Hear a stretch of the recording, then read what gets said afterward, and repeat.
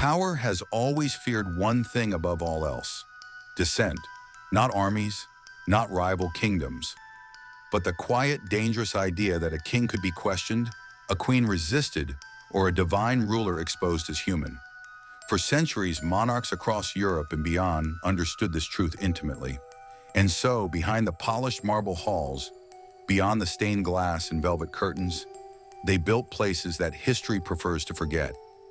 Underground rooms, windowless chambers, stone corridors that swallowed screams and never gave them back.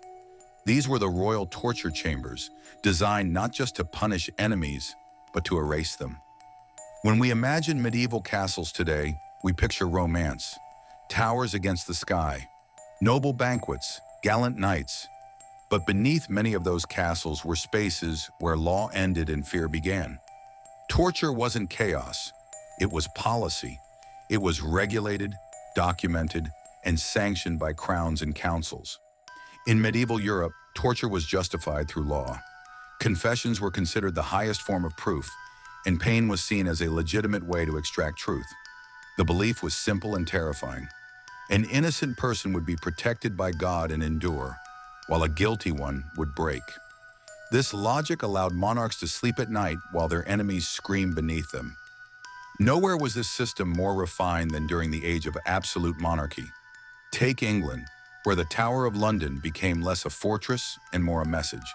Prisoners accused of treason, often nobles, scholars, or political rivals, were brought inside knowing they might never leave. Torture devices were rarely displayed publicly, but their reputations traveled fast. The rack, one of the most infamous instruments, was designed not to kill, but to destroy. Victims were stretched slowly, deliberately, until joints dislocated and muscles tore. Pain escalated in waves, giving interrogators time to ask questions, pause, and then resume. The goal wasn't death, it was compliance. Under monarchs like Henry VIII, torture became a tool of paranoia. As his marriages failed and religious tensions rose, accusations of treason multiplied. Anyone close to power was a potential threat. Former allies vanished into cells. Confessions were signed with shaking hands. Guilt became irrelevant. What mattered was obedience, and the message sent to those still breathing. Across the Channel, France perfected torture as both science and theater. In Paris, beneath the Conciergerie and later the Bastille, prisoners faced interrogations conducted with chilling formality. The French distinguished between ordinary and extraordinary torture. Ordinary torture might involve thumbscrews or water pouring into the throat until the body convulsed. Extraordinary torture escalated to bone-crushing devices, suspension by the wrists, or controlled burning. The irony is that France's most infamous torture chambers became symbols not of royal strength, but of royal weakness. When the Bastille fell in 1789, it wasn't full of thousands of prisoners. But it didn't matter. Its existence alone represented centuries of fear.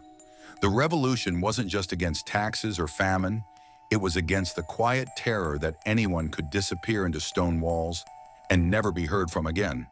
Spain offers one of history's darkest examples of royal-sanctioned torture through the Spanish Inquisition. Although often associated with the church, the Inquisition operated hand-in-hand with the crown. Torture chambers were carefully designed spaces meant to break not just bodies, but beliefs. Heresy was treated as treason against God and king alike. Victims were subjected to devices like the strappado, where hands were tied behind the back and the body hoisted into the air before being dropped suddenly, dislocating shoulders. The pain was excruciating, and the damage permanent. What made the Inquisition especially effective was its secrecy.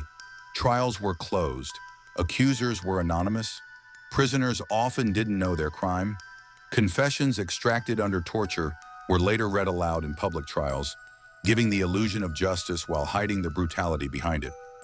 Monarchs could claim moral authority while dissenters vanished quietly. In Eastern Europe, torture chambers reflected a more visceral brutality. Vlad III of Wallachia, later immortalized as Dracula, used impalement not just as execution, but psychological warfare. Forests of impaled bodies lined roads, sending clear warnings to enemies and subjects alike. This wasn't hidden torture.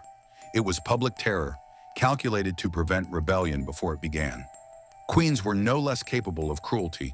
In fact, some of history's most infamous torture regimes were overseen by women defending their power in hostile political environments.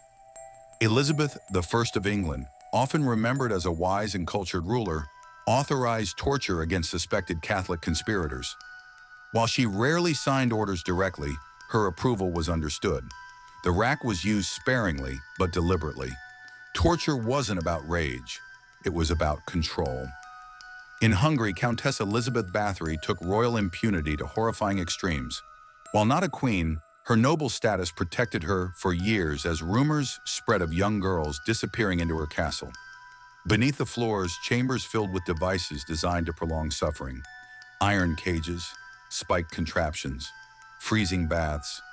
Whether all legends are true remains debated, but what's undeniable is that her rank shielded her far longer than any commoner. Even outside Europe, royal torture chambers thrived. In imperial China, emperors used torture as part of legal interrogation for centuries. Devices like the tiger bench, where bricks were slowly added under a prisoner's legs until knees shattered, were used to extract confessions. The state justified these acts as maintaining cosmic order. Harmony required obedience. Disobedience required pain. What all these systems shared was intent. Torture wasn't random cruelty. It was structured, regulated, integrated into governance. Monarchs didn't see themselves as monsters. They saw themselves as guardians of stability. From their perspective, torture prevented chaos. It crushed rebellion before it spread. The fall of many royal houses can be traced not to foreign invasion, but internal rot. When people stopped believing in justice, they stopped defending power. Torture chambers, once tools of stability, became symbols of tyranny. They fueled revolutions, reforms, and executions of kings themselves. Today, many of these chambers are museums. Tourists walk through dim corridors, reading plaques and taking photos. The silence feels heavy, but safe. The screams are gone, but the lesson remains. Absolute power always seeks hidden rooms. It always builds places where rules bend and voices vanish. Royal torture chambers weren't accidents of history. They were deliberate choices made by kings and queens who believed fear was cheaper than fairness, stronger than consent, faster than reform, and for a time they were right. Empires stood, thrones held. In many kingdoms, torture chambers were intentionally placed close to symbols of power, beneath throne rooms, below council halls, adjacent to royal chapels. The contrast was deliberate. Above ground, rulers presented themselves as chosen by God, cloaked in ceremony and divine authority. Below ground, they enforced that authority through pain. This physical layering of holiness and horror was no coincidence. It reinforced the idea that resistance was not just treasonous, but sinful. Some chambers were mobile. In early modern Europe, traveling royal courts carried interrogation tools with them. When kings moved from city to city, justice moved too. Local prisons were often modified temporarily, cellars converted into interrogation spaces. This ensured that power was never distant. Wherever the crown went, fear followed. One of the most chilling aspects of royal torture systems was how often victims were never formally sentenced. Torture itself became the punishment. Many prisoners were held indefinitely, questioned repeatedly, released without explanation, or not released at all. Records were vague by design. Ambiguity protected monarchs from accountability. If a rival disappeared, there was no execution to protest, no grave to mourn, no trial to dissect. Silence erased responsibility. Psychological torture often proved more devastating than physical pain. Sleep deprivation, isolation, mock executions, and threats against family members were commonly used in royal chambers. Prisoners were told lies about confessions signed by friends or executions already carried out. Trust dissolved quickly under these conditions. Even the strongest minds cracked when reality itself became unreliable. Kings and queens didn't just want information, they wanted submission. Ironically, many torture chambers were dismantled not out of compassion, but inefficiency. Confessions obtained under pain were often false. Innocents confessed to stop suffering. Guilty parties learned to endure or lie convincingly. Over time, monarchs realized torture created instability. Wrong people were punished. Real threats went unnoticed. Fear corroded loyalty from within. Yet even as official torture declined, its legacy lingered. Former chambers were repurposed into prisons, archives, or storage rooms. But walls remember. Many castles and palaces developed reputations long after torture ended. Guards refused night duty. Visitors reported unease. Folklore filled the gaps history left behind. Stories of whispers, cold drafts, and shadows weren't superstition alone. They were memory. The final cruelty of royal torture chambers is how often they outlived the rulers who built them. Kings died peacefully. Queens were buried with honors. But victims were forgotten, unrecorded, unnamed. Power preserved itself in monuments. Suffering dissolved into rumor. Only fragments remain. Scratches in stone, rusted iron, faded records. Modern governments often distance themselves from this past, framing torture as a relic of barbarism. But the logic behind it never vanished. The belief that security justifies cruelty, that silence equals stability, that fear works faster than trust. Royal torture chambers were not historical accidents.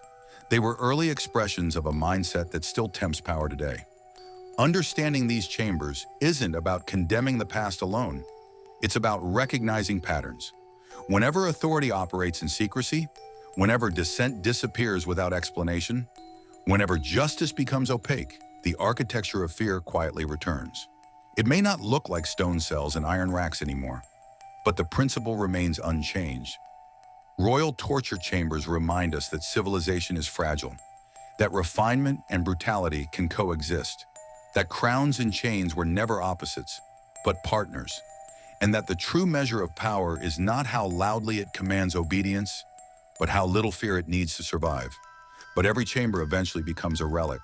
Every scream echoes forward, and every ruler who governs through terror leaves behind not loyalty, but ghosts. Because power built on silence is never truly secure. It only waits for the moment the doors finally open.